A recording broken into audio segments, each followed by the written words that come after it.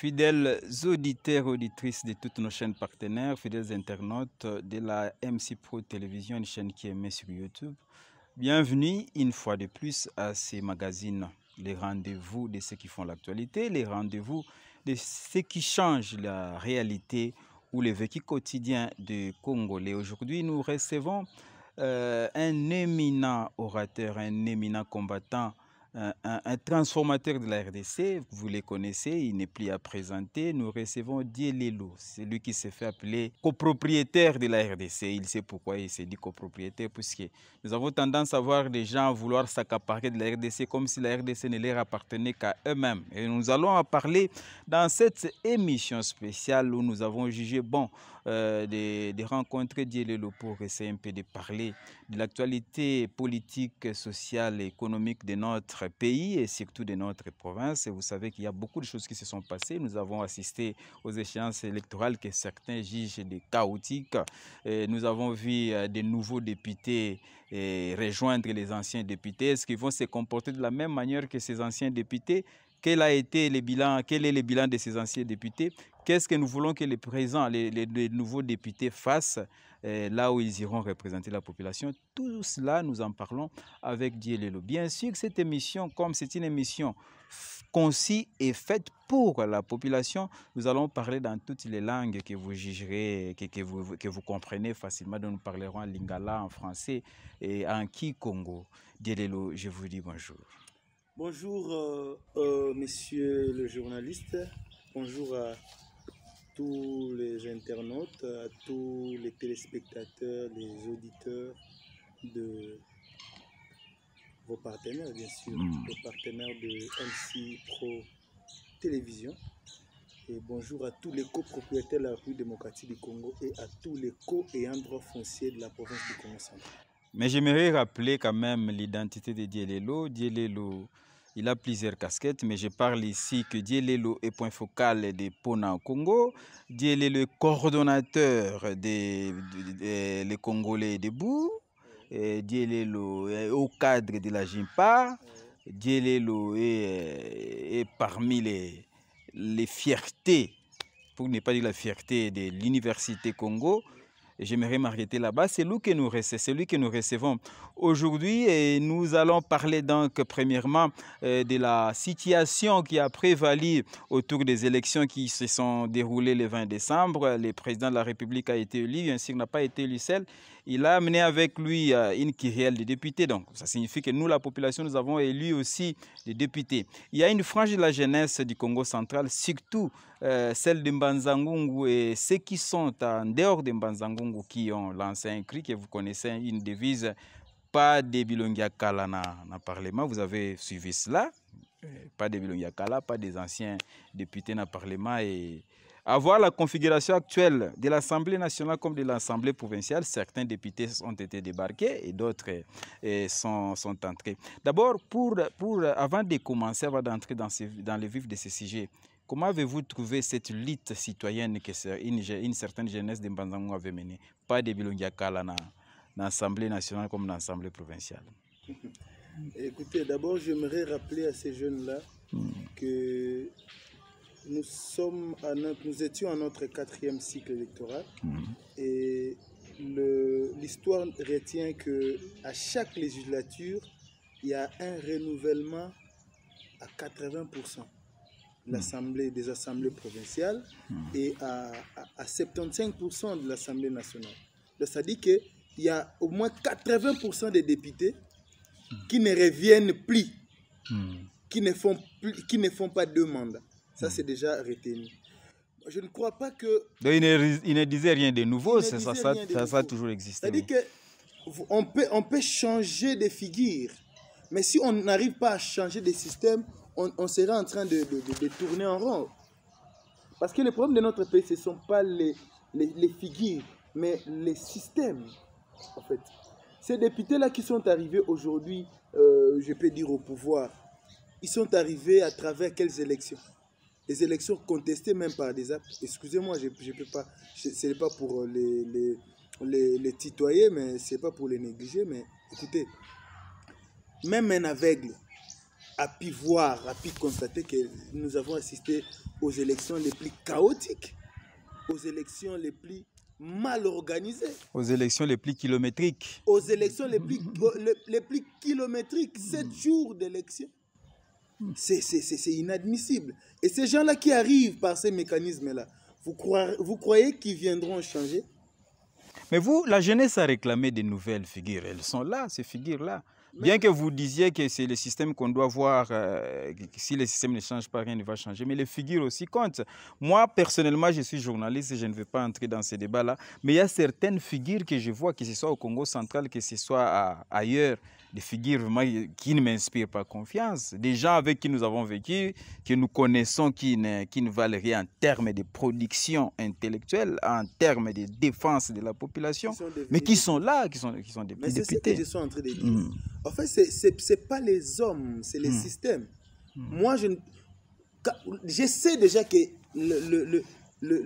y a un renouvellement fracassant dans chaque législature. Donc, c'est-à-dire, moi, je n'aimerais pas parler en termes de Bilonga Sika ou de Bilonga Kala. Mais moi, j'aimerais parler du changement des systèmes, du renouvellement politique. Quand vous parlez du changement des systèmes, vous faites allusion à quoi? Aidez-nous à comprendre. Mais vous savez que nous sommes caractérisés par un système de prédation. Je vais m'expliquer. Nous avons, si vous regardez dans les 100% du budget de notre pays, 75% déjà est consommé par je crois, 2000 personnes. Si vous avez un député qui gagne 22 000 $, j'aurais appris qu'ils vont gagner 33 000. Ils vont gagner 33 000 parce que le président de la République a défendu qu'ils sont devenus les Kunda Bibemele, tout ça. Les assistants sociaux. Je crois que nous allons revenir là-dessus. Quand vous prenez un ministre qui se donne le luxe de prendre 20 000, 30, 40 000 $ pour aller faire son voyage, pendant qu'à côté là-bas, il y a un enseignant qui enseigne du 1er au 30 et qui ne gagne que moins de 150 $. C'est déjà un problème. C'est-à-dire qu'il y a une prédation qui est installée au niveau du sommet. Et c'est ce système-là qu'il faut changer. Quand vous allez dans la Constitution, il y a un article qui garantit la redistribution équitable des richesses. Mais cette Constitution-là n'est pas respectée. Cette disposition-là n'est pas respectée. Quand vous avez un militaire qui vous touche 100 $, un militaire qui passe nuit, qui reste dans un camp où il n'y a même pas de toilettes, un militaire qui reste dans un camp où il a à peine 1 mètre carré là où dormir, et vous croyez que ça c'est un bon système? Le système qu'il faut changer, c'est le système où les gens viennent pour respecter la disposition de la Constitution qui garantit la redistribution équitable des richesses. C'est ce système-là qu'il faut. Vous savez que c'est vaste, c'est un travail qui sera fastidieux. S'il faut changer ce système, on va commencer par quoi? Je vous donne l'exemple. Beaucoup de gens n'aiment pas ce système instauré par la loi électorale. N'importe qui peut postuler, n'importe qui peut devenir député. Et résultat, nous n'avons pas de production législative digne de ce nom. Si aujourd'hui il faut changer des systèmes de gouvernance ou de gestion de ces pays continents, il faudra commencer par quoi? Il faudra commencer par changer d'abord la mentalité des gens. Excusez-moi de vous lire l'article 5 de notre Constitution qui garantit la souveraineté du peuple. L'article 5 de la Constitution: la souveraineté nationale appartient au peuple. Tout pouvoir émane du peuple qui l'exerce directement par voie de référendum ou d'élection et indirectement par ses représentants. Aucune fonction du peuple ni aucun individu, aucune fraction du peuple ni aucun individu ne peut s'en attribuer l'exercice. La loi fixe les conditions d'organisation des élections, du référendum. Et vous allez voir qu'il y a tout ça. C'est-à-dire que la souveraineté appartient au peuple. Qui délègue, qui cède une partie de son pouvoir. C'est-à-dire que tout pouvoir émane du peuple. C'est-à-dire que le pouvoir est l'émanation du peuple. Quand on parle de l'émanation, c'est-à-dire produit.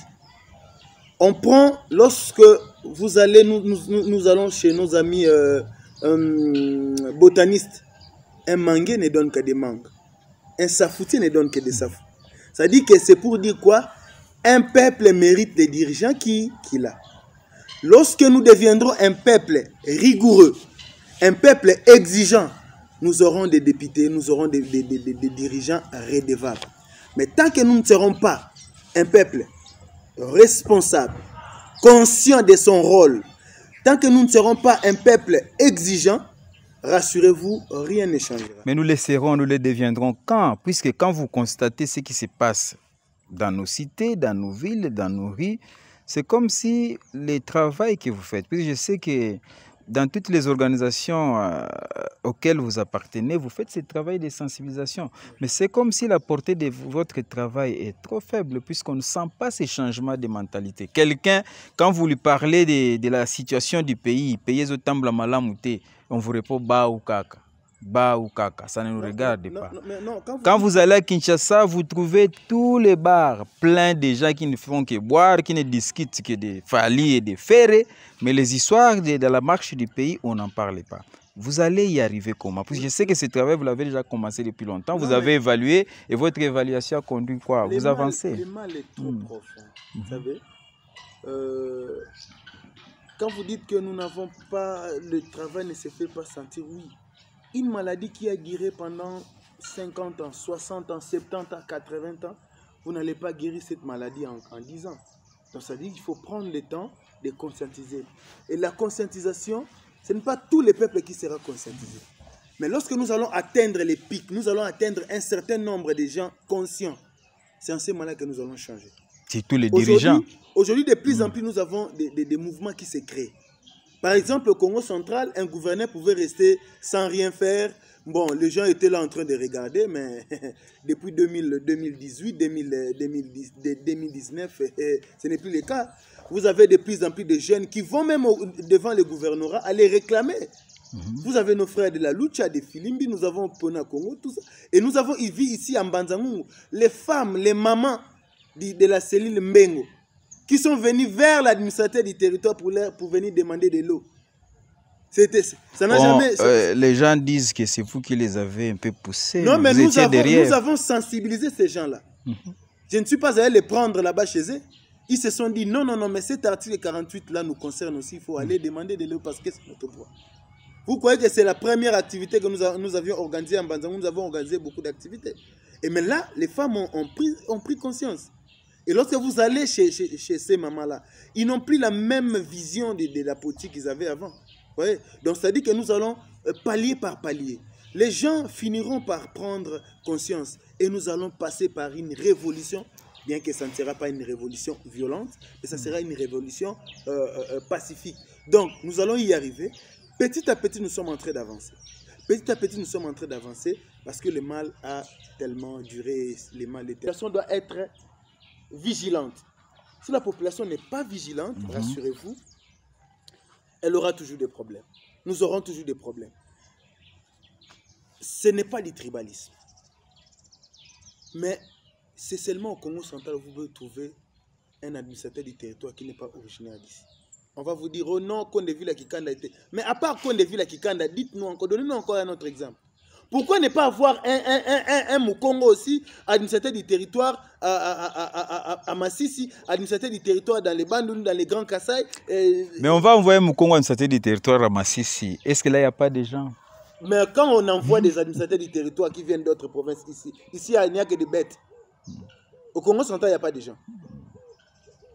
Et d'ailleurs, en passant, j'allais déjà dire, mais c'est le président de la République qui nous avait dit qu'il allait rompre avec les erreurs du passé. J'en avais parlé, j'en avais évoqué lors de notre dernière émission, toujours avec sous le projecteur, que parmi les erreurs du passé que le président de la République doit corriger, c'est aussi la nomination des administrateurs des territoires. Donc il y a déjà des erreurs qui se commettent déjà. Les erreurs du passé qui reviennent. Non, mais il doit corriger ça maintenant. Il doit nous enlever tous ces administrateurs du territoire incompétents. Je regarde la caméra, j'ai dit, il doit nous débarrasser de tous ces administrateurs du territoire incompétents. Ils sont incompétents. Et quand on parle de l'incompétence, C'est par rapport au fait que nous constatons.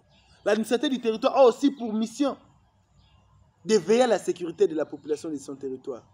Mais dans la majorité de nos territoires, c'est l'insécurité qui bat son pouls. Ça dit que l'administrateur du territoire est incompétent, à l'image de l'incompétence du gouvernement. Les présidents de la République ont vraiment de sérieux problèmes. Quand vous voyez Kinshasa, l'instar des problèmes des embouteillages, il y a les problèmes d'insécurité, des problèmes d'insalubrité, tout ça. Et ici au Congo central, il y a aussi des problèmes de la sécurité. D'ailleurs, c'est l'occasion pour moi de présenter mes condoléances à notre frère Géry, à la famille de notre frère Géry qui est décédé. Nous l'avons dans notre cœur, nous ne l'oublierons jamais. Mais nous allons avancer pour chiter dans cette émission d'Yelelo. Aujourd'hui, des grandes messes politiques se font, des réunions nocturnes, des réunions que je peux qualifier de dangereuses se font. Nous avons déjà des coalitions qui se créent et ainsi de suite. Tout le monde est en train de se projeter. Comme Narata qui est député, il faut comme ministre. Comme Narata qui est député, il faut comme ils aiment ça, comment ils appellent les mandataires publics. Moi, j'aimerais m'intéresser, au moment venu, nous allons nous intéresser à ces députés-là qui ont échoué, qui vont devenir sûrement des ministres, ainsi de suite, puisqu'il paraît qu'ils vont les devenir. Mais j'aimerais un peu qu'on parle du gouverneur prochain qui viendra diriger la province du Congo central. Nous avons eu les précédents, qui a fait ce qu'il a fait, qui n'est plus là aujourd'hui. Nous avons eu l'actuel qui est sortant, dont la gestion ne convainc pas vraiment la population Congo. Mais tout cela, c'est à partir de ces systèmes que vous décriez, les systèmes de nomination ou les systèmes d'élection de ces gouverneurs-là. Maintenant, il y a un combat déjà qui se précise, un combat qui commence déjà à montrer sa forme. C'est le combat ici de ces fameux slogans Makuku Matatu. Les gens de Lukaya disent que cette fois-ci, ça doit être eux.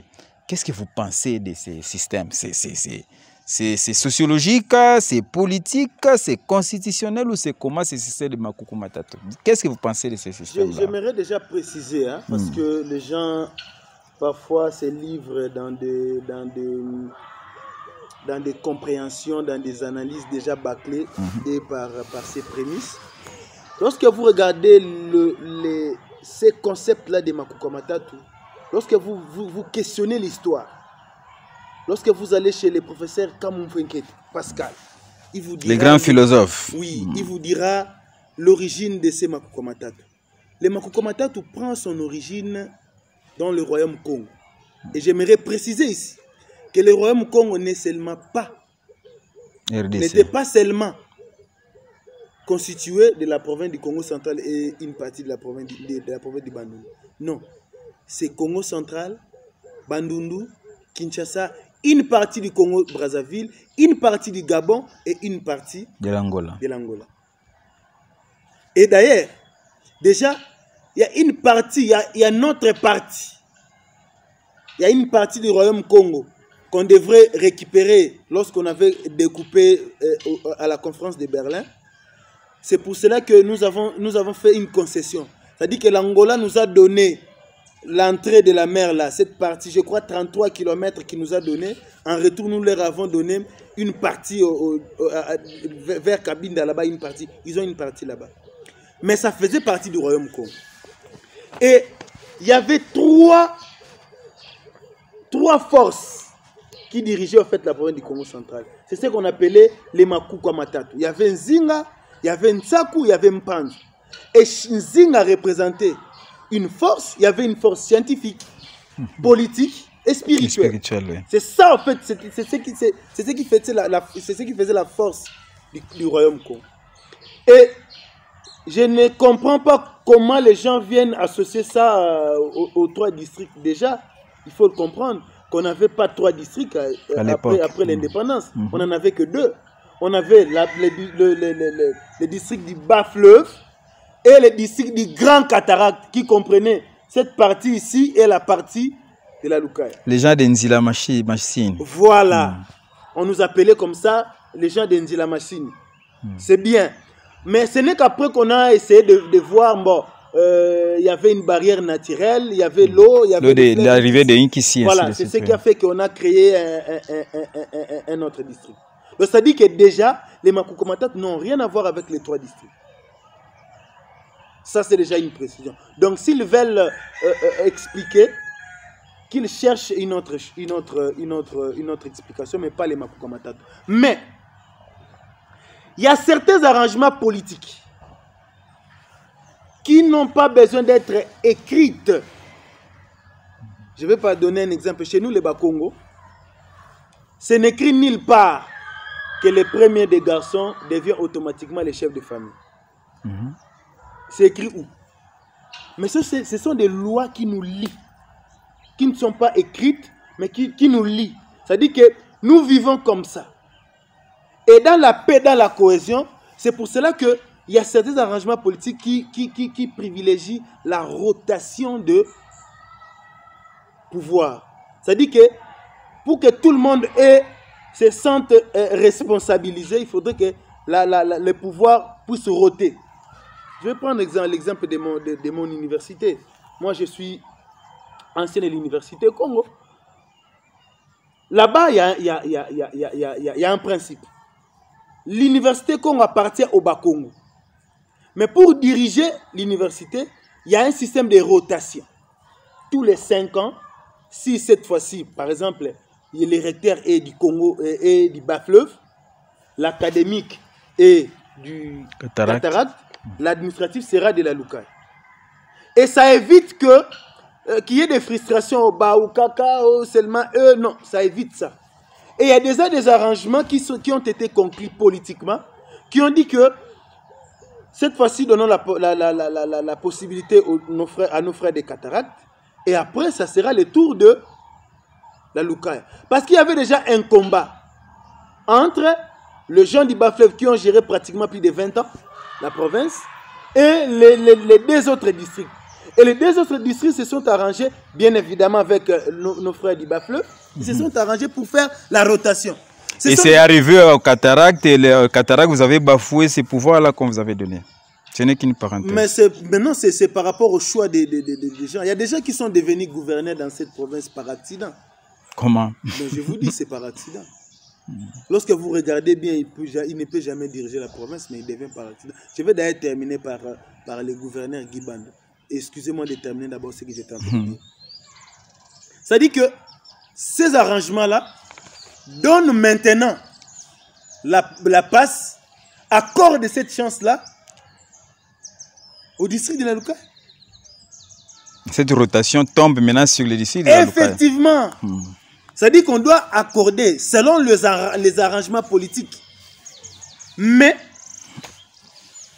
ce qu'il faut maintenant savoir, constater, messieurs les journalistes, il y a certaines personnes qui ont une santé morale inquiétante, qui commencent déjà à bousiller les choses. Et ça, c'est dangereux. Pour préserver la cohésion, pour préserver la paix, accordons cette chance-là à nos frères. Donnons-leur aussi cette chance-là de diriger cette province. Ils ont dirigé depuis...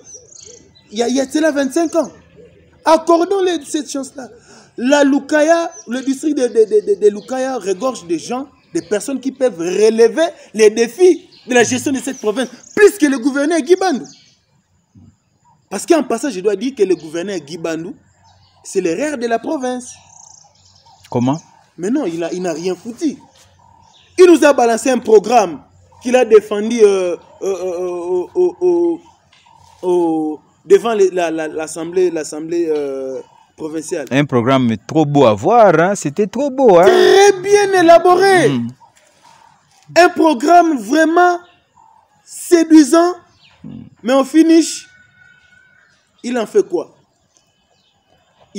Tantôt il va organiser les billards, tantôt il va organiser bourse excellence qui n'a fait que une saison, la deuxième saison jusqu'à maintenant, rien n'est fait. Ces enfants-là qui ont été sélectionnés, ils sont allés même à Matadi là-bas, jusqu'à maintenant personne n'a reçu un franc. Mais on brandit cela comme aussi une réussite. Non, mais de son bilan. C'est pas une réussite.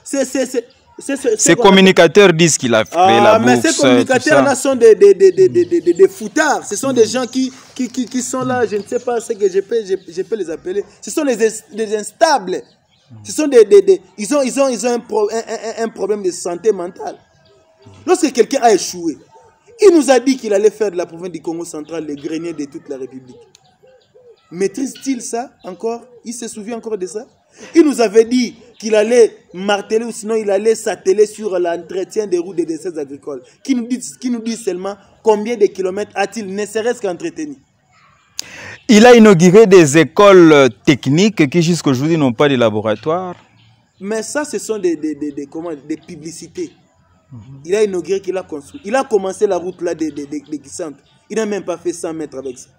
Il est venu rencontrer le stade de Lumumba. Qu'a-t-il déjà fait de ces stades-là? Le stade de Fouki. Le stade de Fouki, c'est pas lui. Il a rencontré ça. Il a rencontré ça, il n'a pas pu faire ça. Qu'est-ce qu'il fait de l'argent de la DGK? La route des Atoumois. Mais non. Tout ça, c'est... Il est venu ici en Bandang, il nous a dit... D'ailleurs, on lui a soufflé. On doit d'ailleurs poursuivre aussi la personne qui lui a soufflé. Qu'est-ce qu'on lui a soufflé? Zatoumois, route Zatoumois. Bon. Il a parlé des Zatoumois. Et maintenant, là, c'est un problème. Messieurs les journalistes, laissez-moi glisser un mot. Aujourd'hui, nous avons un problème sérieux avec les embouteillages en Banzangou. Pourquoi? Parce qu'on est en train de réhabiliter la route nationale. Or, nous avons une route qui peut servir de solutions palliatives. La route qui passe par Christ-Roi. Il a promis avant la propagande, ou sinon lors de la propagande, qu'il allait gratter cette route-là. Je ne sais pas si les gens ont utilisé leurs dents pour gratter cette route-là. Parce que pour moi, je n'ai rien vu. Mais pendant que la population est en train de souffrir, cette route-là commence à perturber même les économies de nos parents ici en Bandangou. Je vais donner un exemple. Un papa qui prenait les taxis à 7 heures juste pour aller déposer sa fille à l'école, il payait 500 francs. Mais maintenant, avec les embouteillages, il ne sait plus prendre les taxis. Il prend une moto qui coûte aujourd'hui 1500 francs. Loma, ville, Loma. Ça dit que lorsqu'il va faire des tours, donc des allers-retours, il doit perdre 6000 francs par jour. Multiplié par 26, ça fait combien? Ça fait dans les 150 000 francs congolais. Il a un salaire de combien? Il payait 52 000 francs, mais il a maintenant plus de 150 000 francs congolais. C'est un problème. Mais si seulement on avait arrangé cette route-là, si il ne nous avait pas menti, je crois que ces problèmes-là n'allaient pas se poser. Dielelo, c'est un plaisir d'échanger avec vous. Le gouverneur Guiban, c'est l'erreur de la province, c'est l'échec criant. Et je mets... Mais pourtant, c'est toujours cette province-là qui vient de lui donner un mandat au niveau national. Mais, il a cédé. Mais il a obtenu ses voix, il a obtenu son siège par rapport à leur histoire des essais électoraux. C'est à l'image des élections. Il a été élu gouverneur par rapport aux députés que vous avez envoyés à l'Assemblée provinciale. Et aujourd'hui, on nous dit qu'il y a certains politiciens qui aujourd'hui commencent à devenir des chefs coutumiers pour aller là-bas. Non, mais ça, je dois lancer un appel. Je vais demander d'ailleurs à nos techniciens de vraiment couper cette partie pour qu'on partage ça. D'abord, vous confirmez cette information? Je confirme cette information. Les amis, vous devez savoir que à un certain moment, pour essayer d'équilibrer les choses, essayer de considérer les chefs coutumiers, l'État a décidé de coopter un certain nombre de chefs coutumiers. Expliquez-on à nous bien que coopter, ça signifie quoi? Ça dit que il y a un quota réservé pour les chefs coutumiers. Les chefs coutumiers n'allaient pas passer par les élections, on allait les coopter, c'est-à-dire on allait les prendre par des concertations au niveau des secteurs. Entre eux, on prend un représentant qui va représenter le pouvoir coutumier au niveau de l'Assemblée. Au niveau de l'Assemblée. C'est-à-dire que ce sont des chefs coutumiers. Mais maintenant, là, je vous informe qu'après élection, maintenant, il est venu le moment de coopter ces chefs coutumiers. Et il y a des politiciens qui deviennent subitement des chefs coutumiers qui veulent devenir députés. Et il y a des choses qui sont en train d'être arrangées pour que ces politiciens-là prennent ces sièges-là. Nous dénonçons ça avec la dernière énergie. Nous connaissons nos chefs coutumiers. Quand bien même que certains d'entre eux sont dépouillés de leur pouvoir coutumier, leurs pouvoirs ancestraux. Mais nous les connaissons. Par exemple, dans les territoires de Mbanzangou, nous connaissons les chefs de groupement, nous avons 7 secteurs. Nous connaissons les 7 secteurs, nous connaissons les chefs de groupement, nous les connaissons tous. C'est-à-dire, gare à vous. À Kassangoul, il y avait déjà un problème là-bas, et puis voilà. Et un chef coutumier qu'on avait installé des forces, ainsi de suite. C'est ça les politiciens congolais. Vous voulez être partout. C'est-à-dire, je vais demander aux chefs coutumiers, les vrais chefs coutumiers, si vous remarquez qu'on veut vous voler votre siège, réunissez-vous. Allez faire même une semaine au cimetière. Demandez aux ancêtres de tuer ces voleurs-là, de tuer ces usurpateurs-là. Parce que trop, c'est trop. Vous avez échoué là-bas comme politique et vous venez ici. Oh non, d'ailleurs, moi, je suis de la lignée des chefs coutumiers. Mais vous n'êtes pas chef coutumier, monsieur. Vous êtes un voleur. Diallo, merci beaucoup. Vraiment, c'est un plaisir. Je pense que nous allons chuter dans cette émission sous le projecteur que nous vous présentons avec toute l'équipe technique. Grâce à toute l'équipe technique de la MC Pro. C'est aussi un avis d'un auditeur, d'un téléspectateur, d'un internaute qui interpelle le ministre Marc Matondo qui a visité cette route-là au nom du gouverneur, qui a visité cette avenue-là Zatouma. Il était avec la T. Et nos policiers aiment trop les visites. Hein? Oui, mais... la pose de la première pierre, les caméras arrivent, tout ça, ils aiment trop ça. Mais c'est Marc Matondo, je pense que c'est aussi l'occasion de vous demander où en est-on avec cette histoire d'interdiction de l'aide sur les véhicules qui circulent sur la route nationale et les ministres des Transports. Quand vous voyez tout ça, quelqu'un qui était très bien avec nous, quelqu'un à qui nous placions notre confiance, quelqu'un que nous estimons qu'il est compétent, il est capable de trouver des solutions au problème de la population, dès qu'il est il accède à ces postes-là, c'est comme si toutes les bonnes idées disparaissent. Sur la route nationale, c'est de la cacophonie, il n'y a aucune réglementation. Qu'est-ce que vous voulez dire sur ça? Lorsque l'on parle du gouverneur qui a échoué, c'est tout son prolongement là. Oui, c'est tout son prolongement. Et très souvent, le ministre, excusez-moi, je n'ai aucun problème, non, c'est la vie, c'est notre vie. C'est un co-et-droit fossé de cette province, mais écoutez, il a brillé aussi par beaucoup de ratés, hein, beaucoup de morts-nés. Il nous a parlé de l'histoire de l'aide, il nous a parlé de l'histoire des contrôles techniques, tout ça, aussi, rien à... Il nous a parlé, non, on a acquis un terrain, si c'est où là pour résoudre les problèmes des embouteillages à l'entrée de Matadi, mais si vous allez à Matadi, à l'entrée là-bas, avant d'arriver au pont Pose, mais écoutez, c'est l'enfer. C'est vraiment l'enfer. C'est vraiment l'enfer.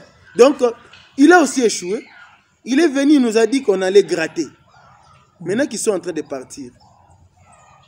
Personne ne va gratter. Mais je crois qu'il était venu pour autre chose. Donc, c'était une opportunité, une occasion, et voilà. Dès là, nous allons terminer cette émission. Nous parlions, fidèles téléspectateurs et internautes, de la province. Et puis, nous avons effleuré un peu la gestion de cette province par l'actuel gouverneur, le gouverneur sortant. Vous avez suivi, c'est à vous d'analyser. Nous ne faisons que vous donner l'information. Et maintenant, dans peu de temps, dans quelques mois, nous aurons un nouveau gouverneur qui sera élu par ces députés que nous venons d'envoyer à l'Assemblée provinciale. Vous, en tant que défenseur, copropriétaire de la RDC, défenseur de la population du Congo central de la RDC, ces gouverneurs-là doivent être comment? Si vous devez conseiller à ces députés-là qui vont élire les gouverneurs, ces gouverneurs doivent être comment? Et comment ces députés-là doivent se prendre pour élire un gouverneur qui satisfera vraiment la population de la province du Congo central? J'aimerais d'abord souhaiter bonne chance à nos frères de la Lukaya. Parce que selon moi, je souhaite que l'on doit donner ces postes de gouverneur à ces districts-là pour éviter des problèmes. Mais le gouverneur qui viendra doit connaître, doit maîtriser ça.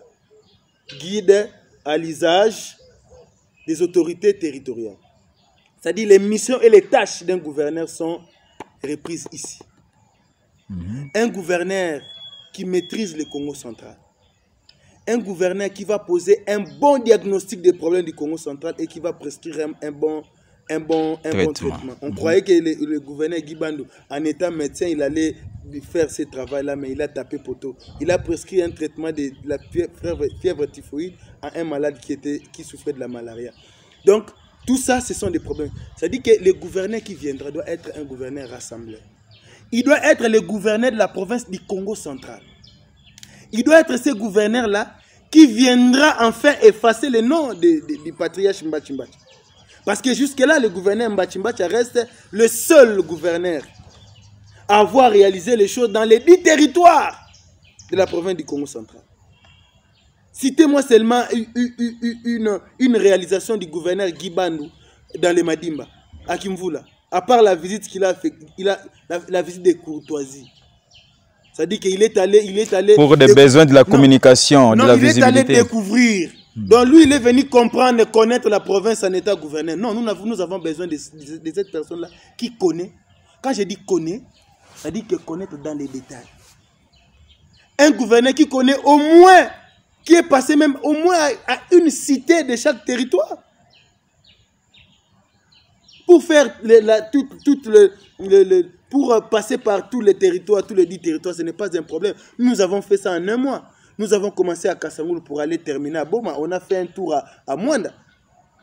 Vous comprenez? Ça dit qu'en un mois, on a tout fait. On aura besoin d'un gouverneur qui vient à Mbanzangungu, qui vient librement, sans se cacher.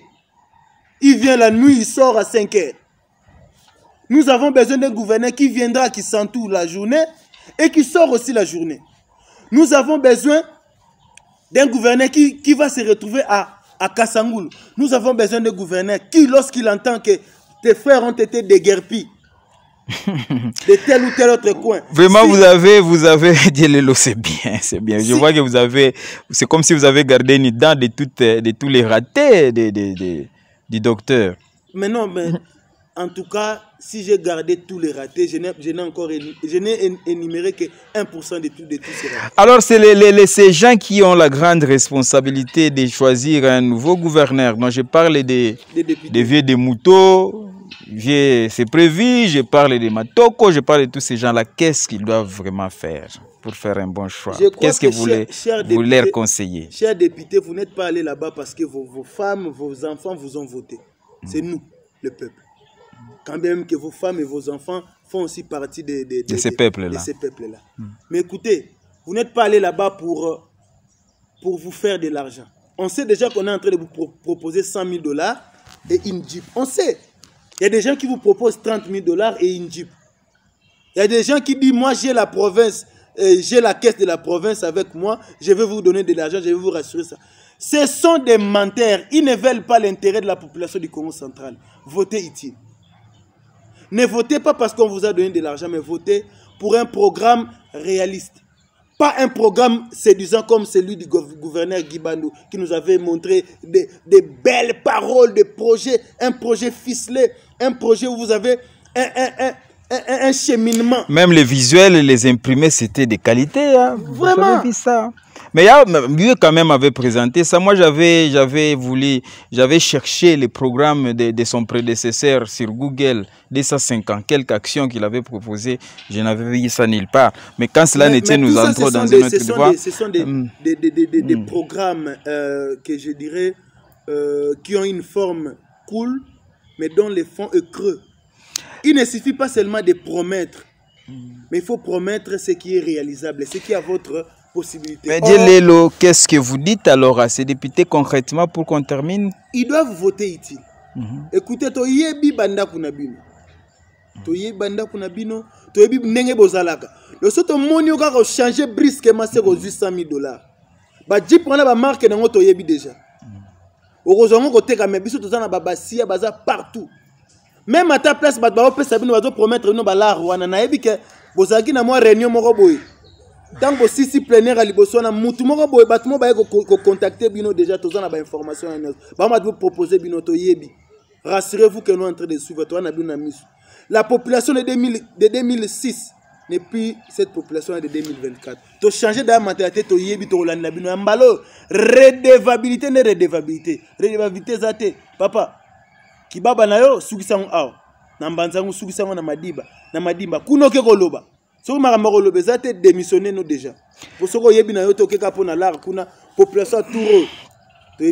Merci beaucoup Djelelo, ça c'est fait un plaisir. Je pense que Djelelo, je vous dis merci beaucoup d'avoir accepté notre invitation, puisque je précise que c'est nous qui vous avez invité, fidèles téléspectateurs, auditeurs, internautes, abonnés à la MC Pro Télévision. Voilà, vous venez de suivre tout ce que Djelelo a dit ici.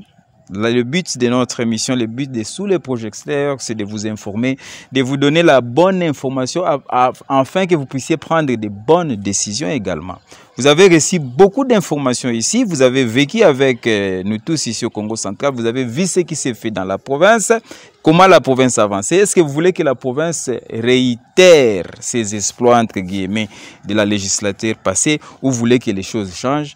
Ça, c'est le moment de l'échanger. Nous avons présenté la situation de la province avec un analyste pointillé qui est Djelelo, coordonnateur de la JIMPA, point focal de Pona Congo, coordonnateur de l'organisation du mouvement citoyen congolais debout. Nous vous disons merci. Toute l'équipe qui m'a accompagné, Proms, Vénis Ngoufoulou, Aristote et Vianney qui a assuré la rédaction de cette émission. Nous vous disons merci de l'avoir suivi et nous vous fixons rendez-vous pour un autre numéro.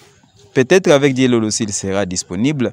Et abonnez-vous à notre chaîne MC Pro Télévision pour ne rien rater de toutes les informations que vous propose sous le projecteur. Mais bien sûr aussi, un extrait de cette émission, vous pourrez aussi le suivre sur notre magazine qui est Mbonda Congo Central, les magazines que vous aimez beaucoup.